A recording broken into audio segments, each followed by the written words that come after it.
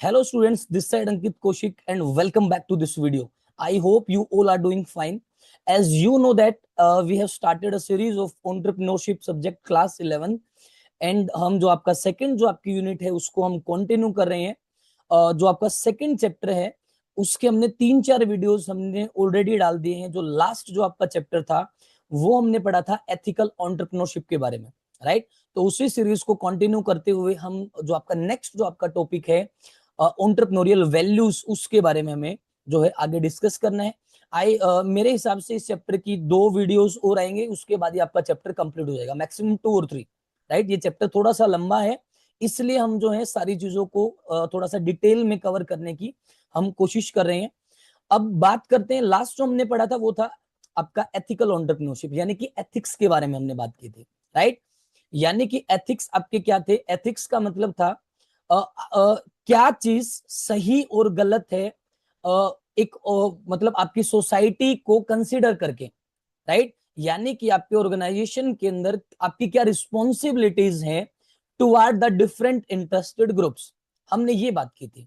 यानी कि क्या चीज सही है और क्या चीज गलत है, आपके जो बिलीव्स हैं सही और गलत को लेके, राइट। लेकिन हम उसमें क्या कर रहे थे? सोसाइटी को कंसीडर कर रहे थे, यानी कि रिस्पॉन्सिबिलिटीज टुवर्ड एम्प्लॉयज है, कस्टमर्स है, गवर्नमेंट है। तो हमने सोसाइटी को कंसीडर करके हमने ये देखा कि क्या चीजें सही हैं और क्या चीजें गलत है, राइट। लेकिन अब बात करते हैं वैल्यूज की। वैल्यूज का मतलब होता है आपके खुद के पर्सनल बिलीव के हैं, आपके खुद के प्रोस्पेक्टिव से क्या चीज सही है और क्या चीज गलत है। वो जो आपके जो बिलीव्स होते हैं, जो आपके बिहेवियर को गाइड करते हैं, उसको आप वैल्यूज बोलते हो। देखो, एथिक्स और वैल्यूज के अंदर एक मेन कोर डिफरेंस आपका क्या है? एथिक्स में हम सोसाइटी को कंसिडर करके सही और गलत चीजों को जो है वहां पे डिफाइन करते हैं। लेकिन वैल्यू का मतलब क्या है? आप सोसाइटी को कंसिडर नहीं करते हो, आपके खुद के पर्सनल बिलीव्स क्या है, आपका खुद का पर्सनल स्टैंडर्ड क्या है, आपके खुद के प्रिंसिपल्स क्या है, आपके खुद के एथिक्स क्या हैं जो आपके बिहेवियर को गाइड करते हैं, राइट। तो उसको आप वैल्यूज बोलते हो। तो वैल्यूज और एथिक्स में सिर्फ एक ही फर्क है, और आपका फर्क ये है कि एथिक्स में सोसाइटी को कंसिडर करके किसी चीज को का सही और गलत का फैसला लेना, वो आपका एथिक्स है। लेकिन वैल्यूज का मतलब है आपके पर्सनल जो आपके ओपिनियन की, आपके पर्सनल ओपिनियन से क्या चीज सही है और क्या चीज गलत है, राइट। उसको आप बोलते हो वैल्यू, आप बोलते हो, राइट। इसके कुछ एग्जांपल्स आपके हैं, जैसे ऑनेस्टी हो गया, ट्रूथफुलनेस हो गया, कोऑपरेशन हो गया, इंटीग्रिटी हो गया, रिस्पेक्ट हो गया, लव हो गया एंड हेल्पिंग अदर्स हो गया। तो ये आपके एग्जांपल्स हैं आपके वैल्यूज के, राइट। तो आई होप आपको ये क्लियर हो गया होगा। इसके बाद बात करते हैं what are the factors affecting core value. अब कोर वैल्यूज की हमने बात की, देखो जैसे आपकी अर्थ होती है, अर्थ के अंदर जो मेन पार्ट आपका, जो बीच का जो आपका पार्ट होता है जिसको हम कोर बोलते हैं, राइट। तो आपका कोर आपका मेन है, राइट। वैसे ही आपकी जैसे आपकी बॉडी है, उसके अंदर जो आपका मेन कोर है वो आपका हार्ट है। तो वैसे ही जो आपकी वैल्यूज हैं, जो आपके पर्सनल ओपिनियंस हैं, जो आपके पर्सनल बिलीव्स हैं कि क्या चीज सही है और क्या चीज गलत है आपके बिजनेस के अंदर, राइट। तो उसको अफेक्ट करने वाले आपके कुछ फैक्टर्स हैं, यानी कि फैक्टर्स अफेक्टिंग कोर वैल्यू। जो आपको सामने जो आपको स्क्रीन के ऊपर आपको एक डायग्राम दिख रहा होगा, ये एक मोस्ट इंपोर्टेंट डायग्राम आपका है, क्योंकि ये जो आपके 3 फैक्टर्स हैं, ये आपकी कोर वैल्यूज को, आपके पर्सनल बिलीव्स को क्या करते हैं? अफेक्ट करते हैं, इन्फ्लुएंस करते हैं।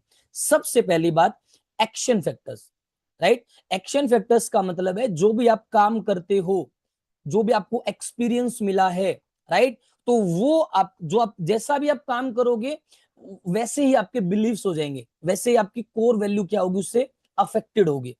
दूसरा आपका पर्सनैलिटी, जैसी आपकी पर्सनैलिटी होगी वैसे ही आपके बिलीव्स हो जाएंगे, वैसा ही आपका एटीट्यूड हो जाएगा, राइट। तो ये भी आपकी कोर वैल्यूज को क्या करता है? अफेक्ट करता है। यानी कि एक इंडिविजुअल किस टाइप के ट्रेट का एक इंडिविजुअल है, आपके खुद के सेल्फ बिलीव्स क्या है, आपका एटीट्यूड कैसा, आपकी पर्सनैलिटी कैसी है।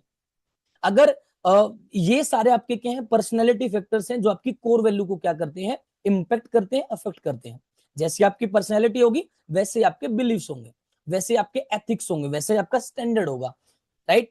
तो ये चीज है। और थर्ड आपका है इन्वायरमेंटल फैक्टर्स, जो आपके आसपास, आपके सराउंडिंग में जो भी आपका कल्चर है, जो जिस भी टाइप के आपकी फैमिलीज हैं, जो भी सोसाइटी है, जो भी आपके एक्सटर्नल फैक्टर्स हैं, वो आपकी कोर वैल्यू को क्या करते हैं, इन्फ्लुएंस करते हैं, प्रभावित करते हैं आपके खुद के पर्सनल ओपिनियंस को। अब जैसी सोसाइटी आपको आपके आसपास दिखेगी वैसे आपके बिलीव्स हो जाएंगे, राइट। जैसी फैमिलीज आपके आसपास होंगी वैसे ही आपके बिलीव्स हो जाएंगे, और खुद के जो आपके बिलीव्स हैं, खुद का जो आपका स्टैंडर्ड है, खुद के जो आपके एथिक्स हैं, उसी को हम क्या बोल रहे हैं, कोर वैल्यूज हम बोल रहे हैं। So these are the three factors that affect our core values. अगर ये क्वेश्चन आपका अगर ये 3 या 4 मार्क्स में आता है या 5 मार्क्स में आता है, तो आपको ये तीनों फैक्टर्स जो है इस डायग्राम के थ्रू रिप्रेजेंट आपको करने हैं और उनके बारे में थोड़ा बहुत आपको बताना है, राइट। तो ये हैं आपके factors affecting core value. I hope आपको ये क्लियर हो गया होगा। अब बात करते हैं 4 कोर एंटरप्रेन्योरियल वैल्यूज।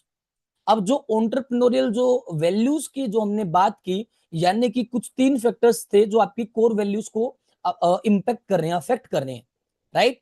लेकिन अब बात करेंगे 4 टाइप की आपकी कोर एंटरप्रेन्योरियल वैल्यूज की, जो एक एंटरप्रेन्योर के अंदर होनी चाहिए, ठीक है। यानी कि एक 4 टाइप के आपके जो बिलीव्स हैं, जो एथिक्स हैं, जो स्टैंडर्ड है आपका, वो 4 टाइप के आपके एंटरप्रेन्योरियल वैल्यूज कौन कौन से हैं, उसके बारे में हम बात करेंगे। अब जो ये वैल्यूज हैं, जो ये कोर वैल्यूज हैं, आपकी एंटरप्रेन्योरियल सक्सेस का ये फाउंडेशन है, ये बेस है।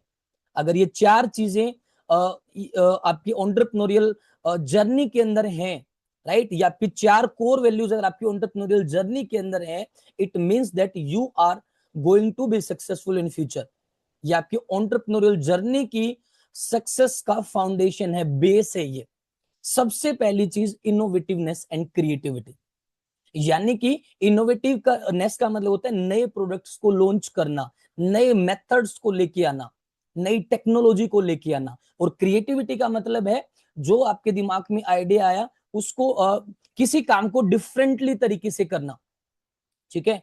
दूसरे नंबर पे है इंडिपेंडेंस एंड ओनरशिप, यानी कि आपके अंदर इनिशिएटिव लेने की डिजायर होनी चाहिए, राइट। आपके अंदर डिजायर होनी चाहिए कि आप जो है अच्छे डिसीजन बना पाए, ठीक है। आप अगर आपको अच्छी वैल्यू चाहिए, अच्छा आउटपुट चाहिए आपके बिजनेस से, अच्छे रिजल्ट्स आपको आपके बिजनेस से चाहिए, तो आपकी कुछ रिस्पॉन्सिबिलिटीज हैं जिससे आपको इंडिपेंडेंस मिलेगी। आप जो है अपने बिजनेस के ऊपर मालिकाना हक वहां पे दिखा सकते हैं, यानी कि आप सेल्फ रिलायंस है, आप किसी दूसरे के ऊपर डिपेंडेंट नहीं है। थर्ड आपका है quest for outstanding performance. Quest का मतलब होता है खोजबीन करना, यानी कि एक बेस्ट से बेस्ट परफॉर्मेंस जो आपकी, जिसको बोलते हैं आउटस्टैंडिंग परफॉर्मेंस के लिए हमेशा क्या करना, खोजबीन करना। ये आपके अंदर आपकी जो आपकी कोर एंटरप्रेन्योरियल वैल्यू है, ये आपके अंदर होनी चाहिए। और जो आपका फोर्थ है वो है रिस्पेक्ट फॉर वर्क। जो भी आप काम कर रहे हो, जो भी आपके सामने आपके ऑर्गेनाइजेशन के अंदर, आपके बिजनेस के अंदर कोई काम कर रहा है, उस काम की वैल्यू को समझना, उस काम के प्रति रिस्पेक्ट देना, राइट। डेडिकेशन के साथ काम करना, फुल कमिटमेंट के साथ काम करना। जैसे बोलते हैं ना कि काम ही पूजा है, right, work is worship, right. तो वो चीज जो है इसके अंदर आपका है, यानी कि काम के प्रति रिस्पेक्ट देना। आप खुद कोई काम कर रहे हो तो उसको वैल्यू देना, बिल्कुल हार्ड वर्क के साथ करना, कमिटमेंट के साथ करना। अगर और कोई जो है काम कर रहा है आपकी ऑर्गेनाइजेशन के अंदर, इसका मतलब उस काम की वैल्यू को समझना। ये आपकी 4 कोर एंटरप्रेन्योरियल वैल्यूज हैं, जिसके बारे में 1 बाय 1 हमें डिटेल में जो है पढ़ना है, ठीक है।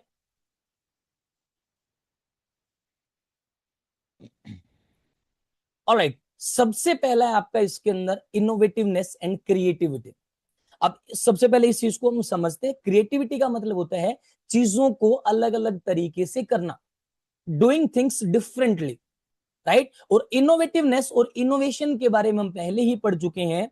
किसी भी आइडिया को प्रैक्टिकल शेप देना, नए आइडियाज को डेवलप करना, नई डिस्कवरीज करना, नए इनोवेशंस करना, नए मेथड्स को इंट्रोड्यूस करना, नई टेक्नोलॉजी को इंट्रोड्यूस करना, ये है आपका इनोवेटिवनेस, राइट। तो ये एक मेन कोर वैल्यू है एक एंटरप्रेन्योरियल के लिए, यानी कि क्या चीज सही है और क्या चीज गलत है। तो एक एंटरप्रेन्योर जो है, ठीक है, उसकी कोर वैल्यूज के अंदर सबसे पहली चीज आपकी है इनोवेटिवनेस एंड क्रिएटिविटी। क्रिएटिविटी का मतलब चीजों को अलग अलग तरीके से करना, इनोवेटिवनेस का मतलब प्रैक्टिकल शेप देना, किसी नए आइडियाज को नई डिस्कवरी करना, इन्वेंशन करना कोई नया। देखो अब जो आपके एंटरप्रेन्योर्स होते हैं, सबसे पहली चीज हमेशा वो चेंज, जो नया जो बदलाव होता है उसको प्रेफरेंस देते हैं, हमेशा नए बदलाव के लिए लुक आफ्टर वो करते हैं, हमेशा नया बदलाव वो लेके आना चाहते हैं।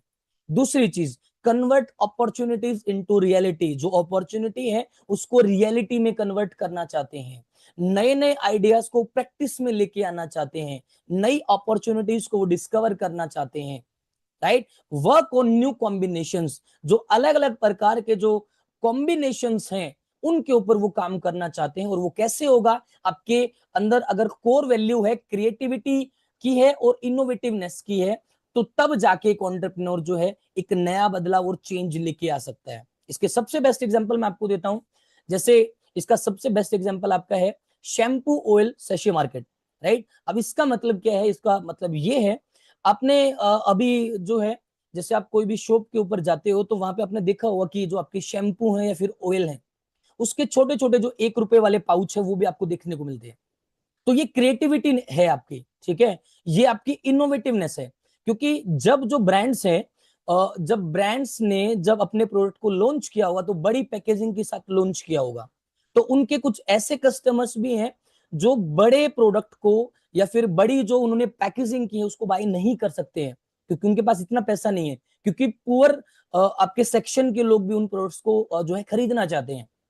तो ब्रांड्स ने क्या मार्केटिंग स्ट्रेटेजी अपनाई, market sachet, right, sachet market जो है उसको यूज किया। सेशे मार्केट का मतलब जो आपके छोटे जो पाउच हैं उनको इंट्रोड्यूस किया, ये उनकी क्रिएटिविटी है, ये उनकी इनोवेटिवनेस है, ताकि हर सेक्शन के लोग हमारे प्रोडक्ट को क्या करें, यूज करें, और वहां से भी अच्छा खासा वो प्रॉफिट वो जो है वो क्या कर पाए, बना पाए।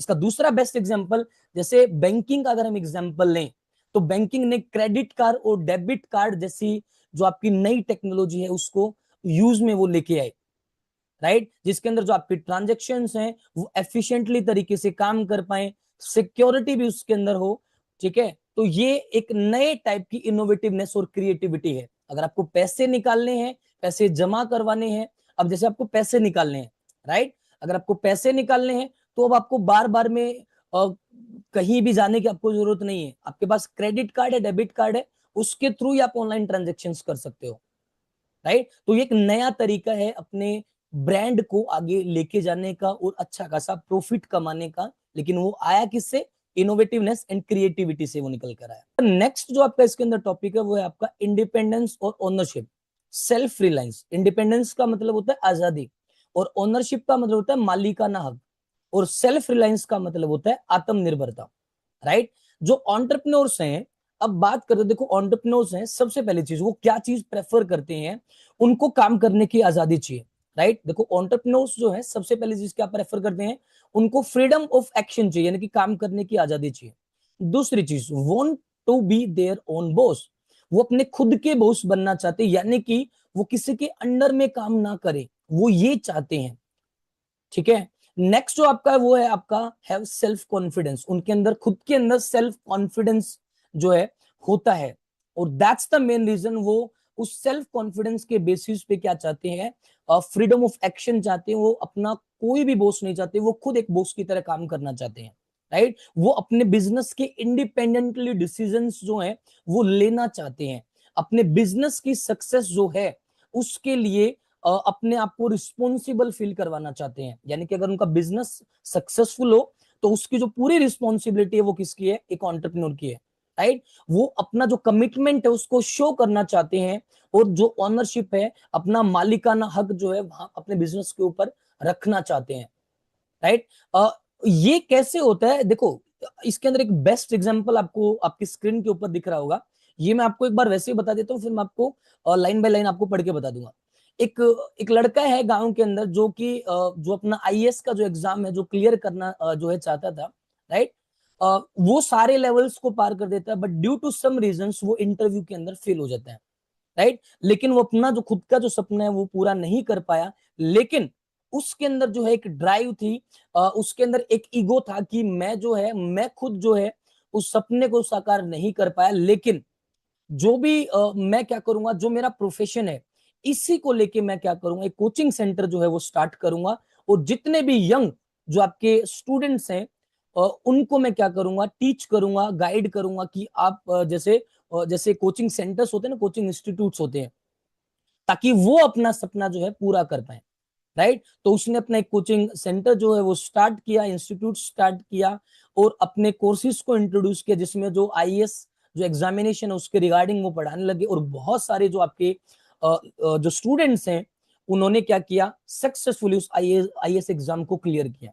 राइट, यानी कि जो काम आप खुद नहीं कर पाए, उसने क्या किया, उसी को एज अ मोटिवेशन लेके, एज अ ईगो लेके, एज अ ड्राइव लेके उसने क्या किया, और जो यानी कि अपना जो काम था उसी को प्रोफेशन बनाया, और प्रोफेशन बना के वहां से क्या अचीव की, इंडिपेंडेंस अचीव की।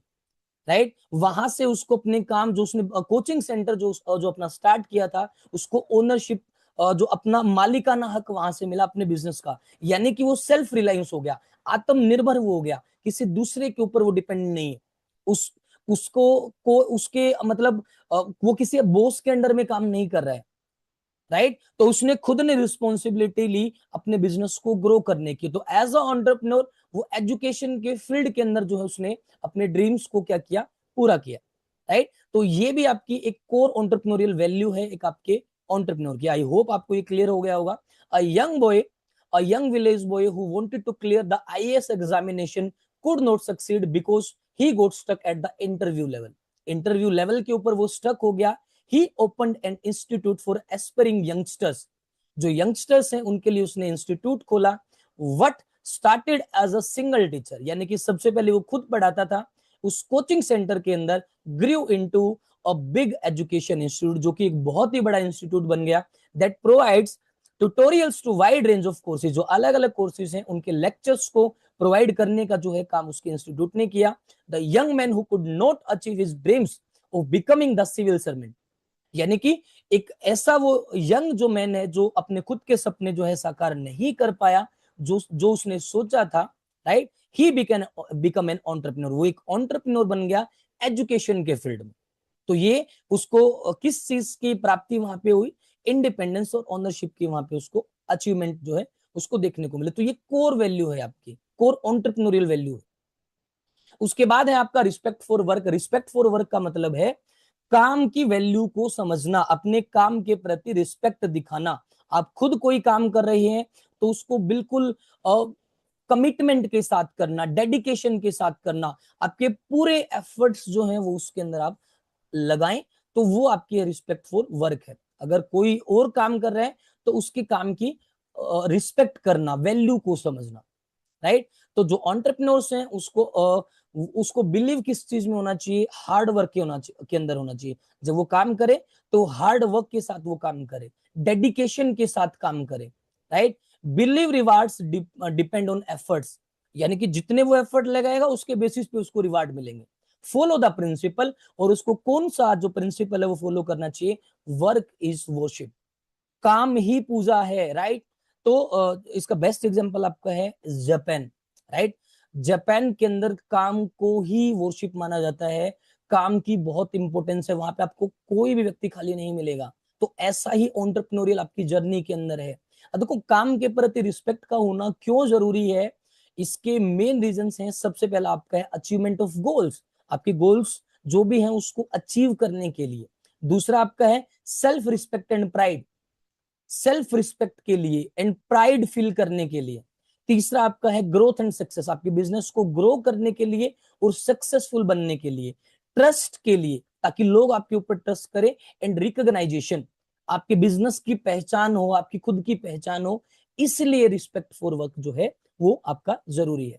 और जो लास्ट आपका है इसके अंदर वो है आपका quest for outstanding performance. Quest का मतलब होता है खोजबीन करना। राइट, एक एंटरप्रेन्योर जो है उसके अंदर एक एक कोर वैल्यू ये भी होनी चाहिए कि वो हमेशा ही जो है बेस्ट से बेस्ट परफॉर्मेंस के पीछे भागे, बेस्ट से बेस्ट अपने एफर्ट लगाए, एक पॉजिटिव माइंडसेट के साथ काम करे, फोकस के साथ काम करे, ताकि अपने काम के अंदर वो एक आउटस्टैंडिंग परफॉर्मेंस लेके आ सके हर बार।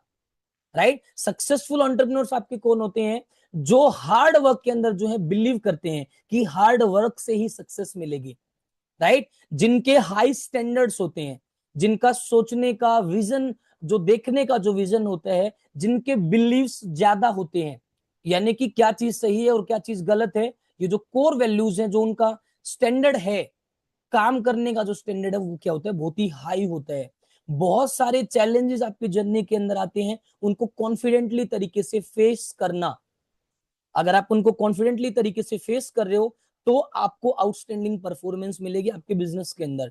Solve the problems under pressure, बहुत सारी प्रॉब्लम्स देखने को मिल रही है, रिस्क देखने को आपको मिल रहा है, तो अगर आप उन प्रॉब्लम्स को उस प्रेशर के अंदर भी सोल्व कर पा रहे हो, तो वो एक कोर वैल्यू है आपके, आपके बिजनेस के लिए अच्छी चीज है वो। ठीक है, आपके एथिक्स को बिल्डअप करने का काम कर रहा है वो, आपके एटीट्यूड को अच्छा बनाने का काम कर रहा है, आपके ट्रस्ट और आपके स्टैंडर्ड और आपकी परफॉर्मेंस को एक नेक्स्ट लेवल के ऊपर लेके जाने का जो है, ये आपके कोर वैल्यूज काम करती हैं। राइट, आपकी प्रॉब्लम्स को अपॉर्चुनिटीज के अंदर कन्वर्ट करना, वो एक सक्सेसफुल एंटरप्रेन्योर है। सिस्टमेटिकली तरीके से चीजों को प्लानिंग करना, राइट, जो आपको इंफॉर्मेशन आपके पास है, उसको इफेक्टिवली तरीके से क्या करना, यूज करना, ताकि आपके रिसोर्सेज कम से कम यूटिलाइज हो और कम से कम कॉस्ट ऑफ प्रोडक्शन में आप जो है आप प्रोडक्ट्स को बना पाओ, सर्विसेज को बना पाओ, और आपको ज्यादा से ज्यादा प्रॉफिट हो पाए। राइट, और आपके की ट्रेड्स क्या हैं कि आप जो है आउटस्टैंडिंग परफॉर्मेंस जो है, अ, उसको the key traits that drive outstanding performance, यानी कि ऐसी चीजें कौन सी हैं जिससे आपको आउटस्टैंडिंग परफॉर्मेंस मिलता है। सबसे पहली चीज, जो भी आप काम करो, वेल फोकस के साथ करो। काम करते टाइम एक जगह पे फोकस रखो, एक काम के ऊपर फोकस रखो, फोकस्ड होके आपको क्या करना है, काम करना है, तब जाके आपको आउटस्टैंडिंग परफॉर्मेंस मिलेगी। रेजिलियंस का मतलब है फ्लेक्सिबिलिटी, फ्लेक्सिबल तरीके से काम करो, तब जाके आपको आउटस्टैंडिंग परफॉर्मेंस मिलेगी। डिसिप्लिन को फॉलो करके काम करो। राइट, इनोवेशन, हर बार नई चीजों को, नई टेक्नोलॉजी, नए प्रोडक्ट्स को बनाने के बारे में सोचो, तब जाके आपको आउटस्टैंडिंग परफॉर्मेंस मिलेगी। आपका अगर मेन कंसर्न प्रॉब्लम सॉल्विंग है, तो तब जाके आपको आउटस्टैंडिंग परफॉर्मेंस मिलेगी, और अपने अंदर, अपने प्रोडक्ट के अंदर लगातार कॉन्टिन्यूअसली आप इंप्रूवमेंट करते रहो, तब जाके आपको आउटस्टैंडिंग परफॉर्मेंस मिलेगी। राइट, अब इसके बेस्ट एग्जांपल है, जैसा मैंने आपको बताया था, स्टीव जॉब्स। स्टीव जॉब्स की मैंने पूरी स्टोरी आपको बताई थी, कैसे स्टीव जॉब्स ने एप्पल जो है एक छोटे से गैराज के अंदर स्टार्ट की। उसके बाद कुछ टाइम के बाद उन्होंने जो है कंप्यूटर्स बनाए, कंप्यूटर जो आपका है 1 और कंप्यूटर 2। राइट, उसके बाद उनको कंपनी से निकाल दिया गया, और उसके बाद उन्होंने नई कंपनी स्टार्ट की। ठीक है, आपकी नेक्स्ट और पिक्सार।